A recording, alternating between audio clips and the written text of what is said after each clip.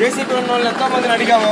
ఈ శ్మశాన వాటిక ఒక అడవి టైపులో అవుతుంది, ఎవరన్నా జేసీబీ పెట్టి శుభ్రం చేయండి అని. కానీ ఎవరు స్పందించలేదు. కానీ చీరాల నుంచి తమ్ముడు ఒక్క ఫోన్ కాల్ చేసి, తమ్ముడు ఇది పరిస్థితి, ఇక్కడున్న శ్మశాన వాటిక ఇలా ఉందంటే చీరాల నుంచి తమ్ముడు నేను సాయంత్రం రావడం జరిగింది. ఈ రోజు పొద్దున శుభ్రం చేశాడు. ఇప్పుడు దాకా అదే కార్యక్రమం పట్టింది. తమ్ముడు చింటూకి అట్లాగే మన సాయికి మేము యువనేస్తం ఫౌండేషన్ తరఫున సెల్యూట్ చేస్తున్నాం. ఇంకోటి ఏంటంటే వాడు యువనేస్తం ఫౌండేషన్ లో ఒక నెంబర్ అయినందుకు చాలా ప్రౌడ్ గా ఫీల్ అవుతున్నాం. ఎందుకంటే మన యువనేస్తం ఫౌండేషన్ సైనికులు ఎక్కడున్నా సరే దేనికి అదరకూడదు, బెదరకూడదు. ఇంకొకటి ఏంటంటే ఒకటి గుర్తుపెట్టుకోండి, మన లక్ష్యం ఏంటంటే జనాల మరణాల మధ్యలో ఉండే జీవితం భయంతో కాదు బాధ్యతతో బతకాలని చెప్పని నలుగురికి చెప్పేది మేము.